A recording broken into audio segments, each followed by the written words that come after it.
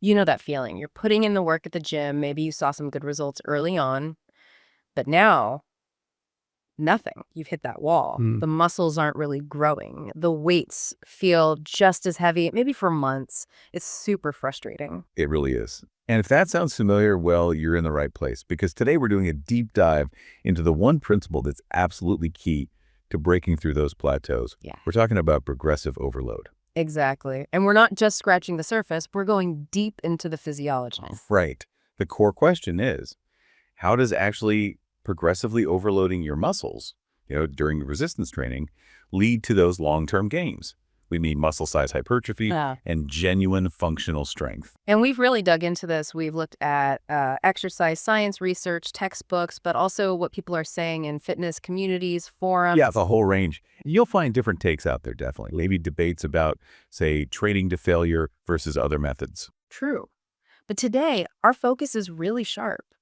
We want to understand the physiological engine driving growth and strength when you apply progressive overload. Exactly. Our mission isn't just to define it.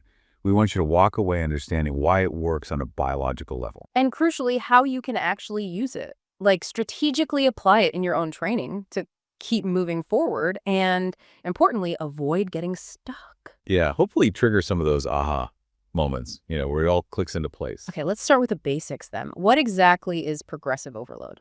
Simple terms. Simplest terms, it's gradually, systematically increasing the demands, the stress you place on your muscles over time. Right. So you're not just doing the same thing week in, week out. Precisely. Your body's incredibly adaptive. It gets used to challenges. Progressive overload is about constantly nudging that challenge level up just a bit. And the purpose of that nudge? It's to force adaptation, to signal to your body, hey, the demands are increasing. You need to get stronger, bigger, maybe more resilient. That's what leads to muscle growth, strength gains, and even improved endurance. Okay, so what's the flip side? What happens if you don't do this? If you just keep lifting the same weights, same reps? Well, your muscles adapt to that specific level of stress. And once they've adapted, there's no real reason for them to change further. Ah, so you plateau. Exactly. You might maintain what you've got, sure, which isn't nothing, but you won't see significant ongoing improvements in size or strength. The stimulus just isn't there anymore. It's like trying to learn a language by only ever practicing the first 10 words. You get really good at those 10 words. But you never become fluent. That's a great analogy. To get better, you need new words, new grammar, new challenges. Same principle in the gym. Okay, I get the concept. So we're challenging the muscles more over time, but what's actually happening inside the muscle tissue that makes it bigger and stronger? Let's get into the physiology of hypertrophy muscle growth. Right. So one of the absolute primary drivers is something called mechanical tension. Mechanical tension sounds physical. It is. Think of it as the force your muscle fibers generate and experience when they contract against resistance, lifting a weight, pulling a band, even resisting gravity in a bodyweight exercise. So the harder the muscle has to work against that load, the more mechanical tension is generated within those fibers. And this tension is a powerful signal. A signal for what? It triggers a cascade of responses within the muscle cells. Various signaling pathways get activated, and these ultimately tell the muscle cell to start building more proteins. We'll circle back to that protein synthesis part in a sec. Okay, so tension is king, or at least a major player. What about the soreness? The idea of muscle damage, those micro tears we hear about. Yeah, that's definitely another piece of the hypertrophy puzzle.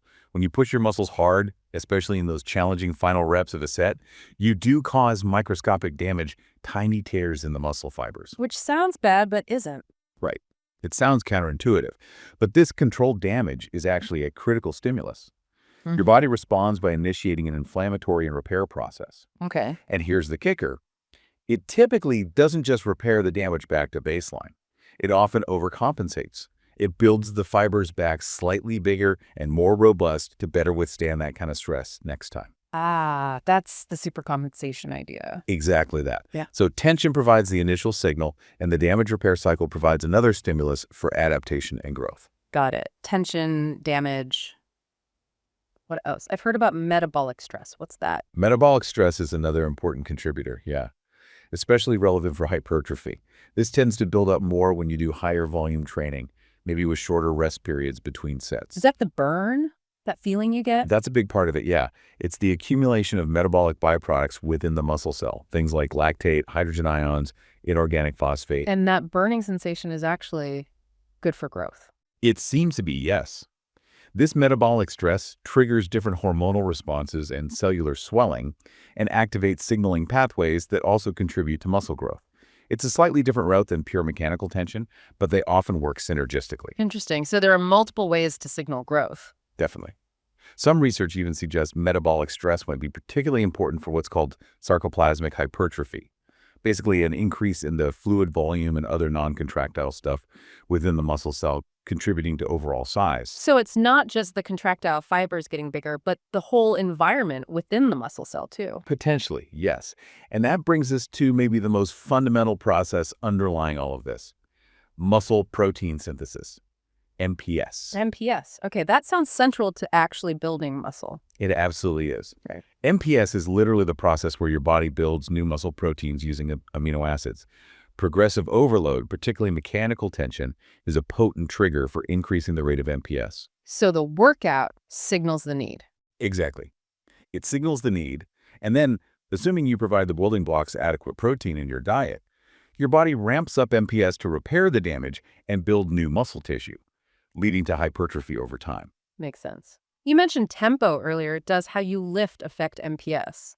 Good question. Yeah. Yes, there's evidence suggesting that focusing on slower, more controlled tempos, especially during the lowering eccentric phase, and really ensuring you take the set close to fatigue, can significantly stimulate MPS. Even in the lighter weights sometimes. Potentially, yes. By increasing the time the muscle's under tension and really maximizing fiber recruitment through fatigue, you create a strong stimulus.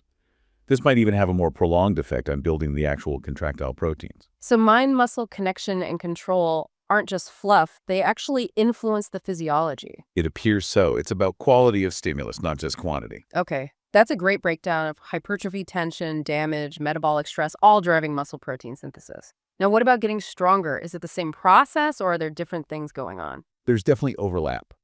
Bigger muscles generally have the potential to be stronger muscles. But strength development also relies heavily on distinct neural adaptations, especially early on. Neural.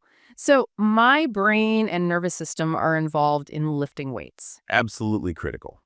In the first few weeks or even months of resistance training, a lot of the strength gains you see happen before significant muscle growth is visible.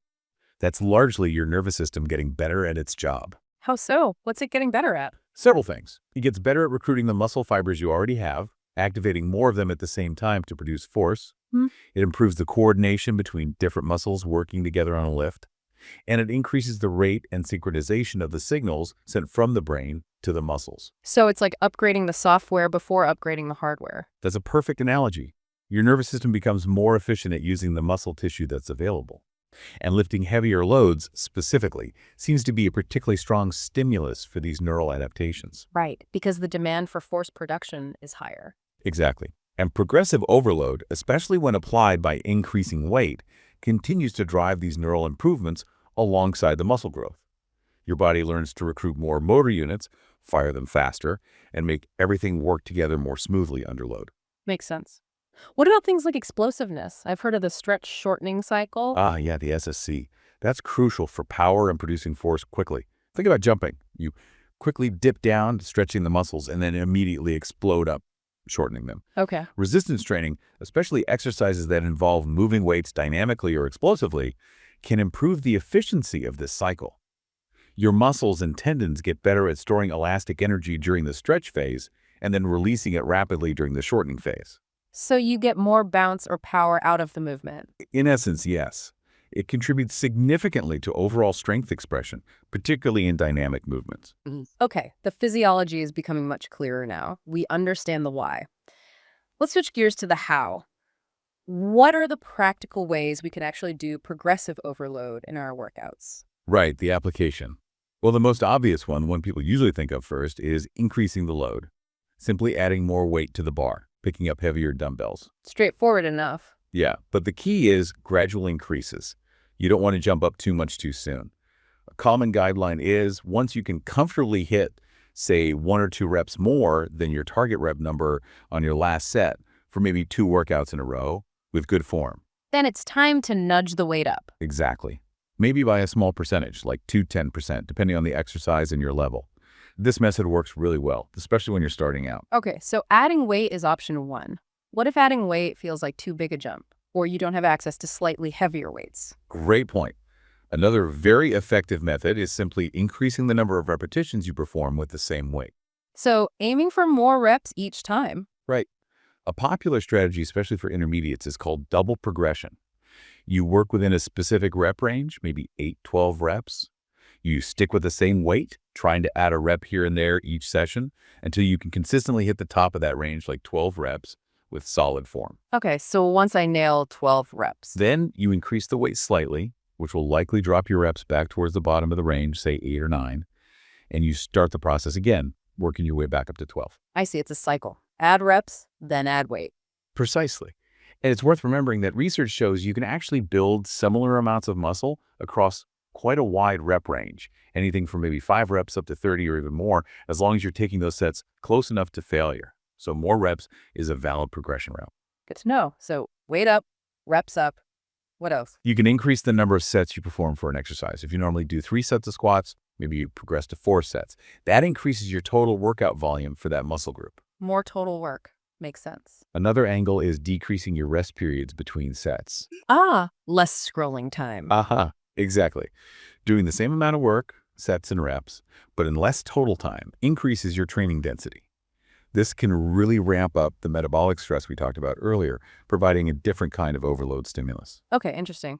What about changing how we lift, like the tempo we discussed? Yes, manipulating time under tension, or TUT, intentionally slowing down the movement, especially the eccentric or lowering phase. So taking maybe 3 or 4 seconds to lower the weight instead of just dropping it? Exactly. This increases the total time the muscle is actively working during the set. As we mentioned, this controlled, slower tempo, aiming for fatigue, can be a great way to stimulate MPS. Just be mindful not to go so slow that you have to drastically reduce the weight and find a balance. Control and tension. Got it. Are there other ways, maybe involving the exercises themselves? Definitely. Progressing the exercise complexity or the range of motion is a powerful tool. Like moving from a machine press to a dumbbell press. Perfect example.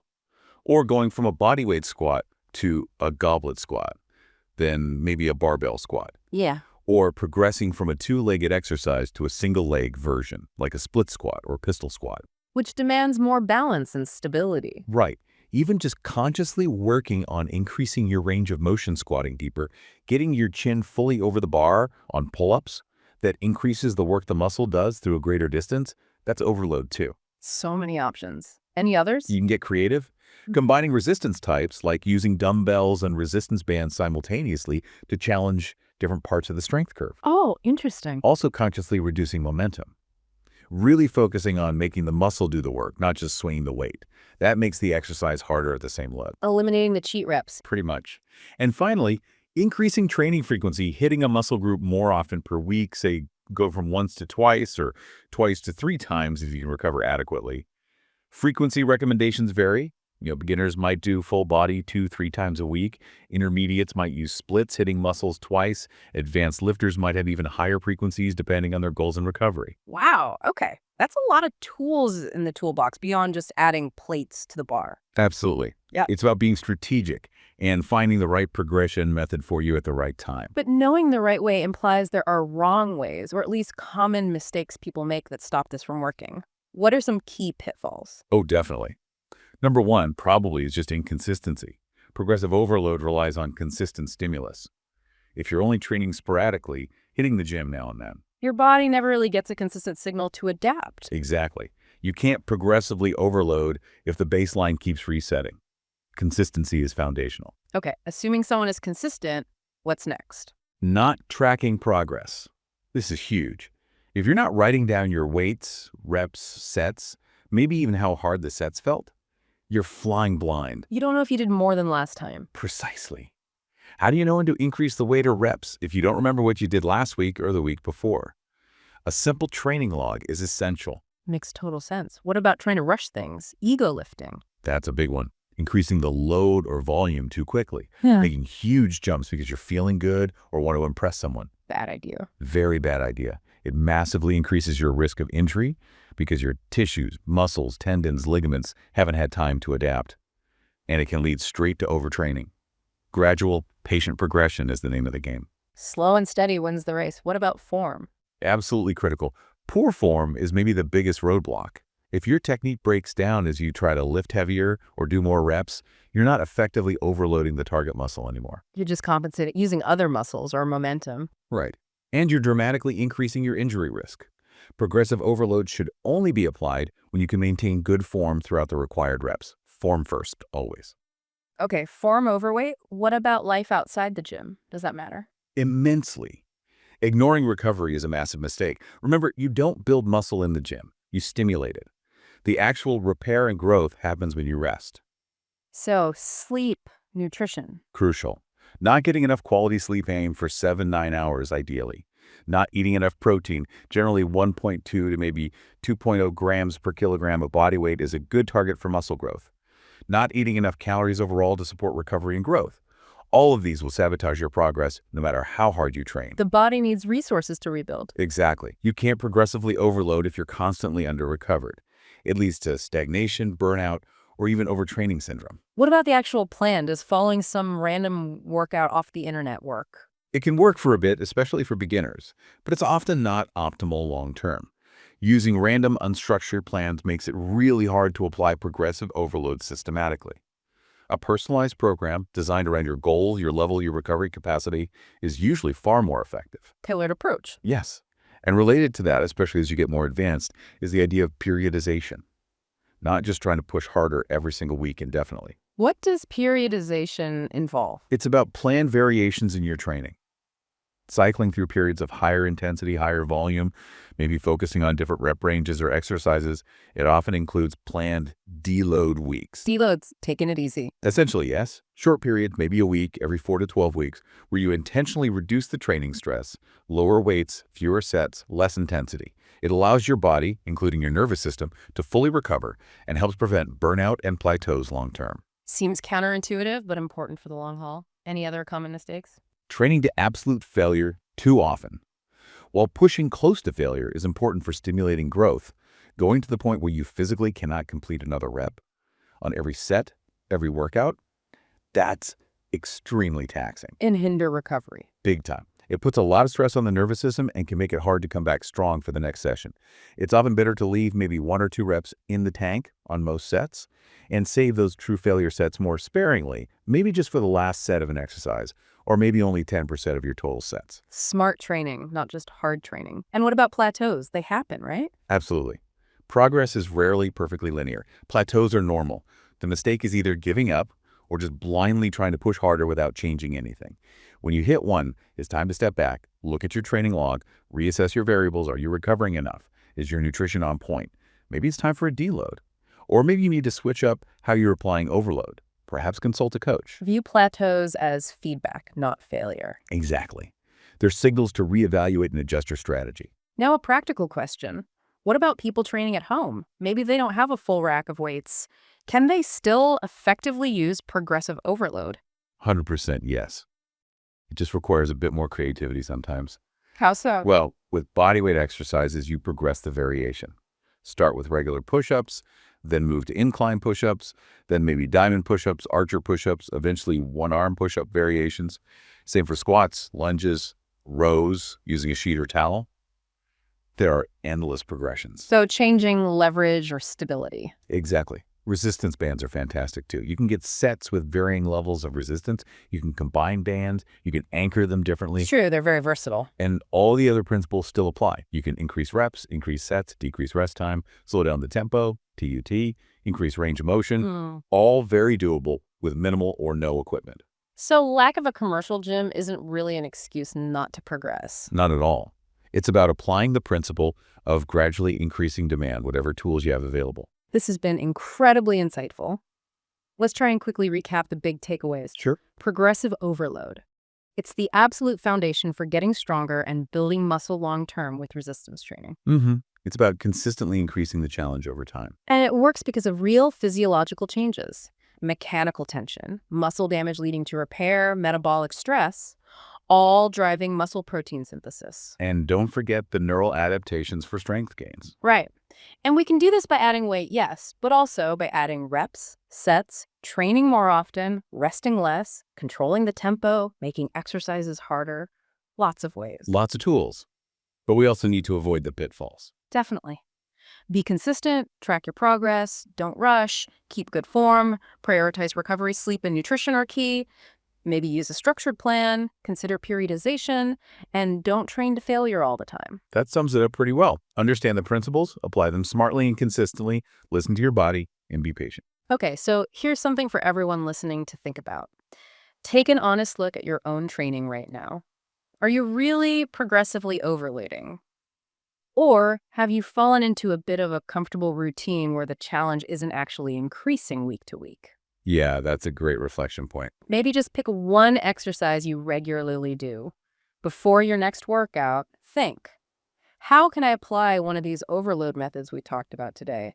Just one small change to make it slightly more demanding than last time. That's an excellent, actionable challenge. Yeah. And just remember, this is a marathon, not a sprint. Building lasting strength and muscle takes time. But applying these principles consistently is what gets you there. Couldn't agree more. And that does bring us to the end of this deep dive. We really hope this breakdown of progressive overload has given you some clarity and actionable steps. Yeah, hope it helps you break through any plateaus. We'd love to hear your thoughts or questions. Find us on our usual channels. We'll be back soon with another deep dive. Until then, keep challenging yourself. Progressively.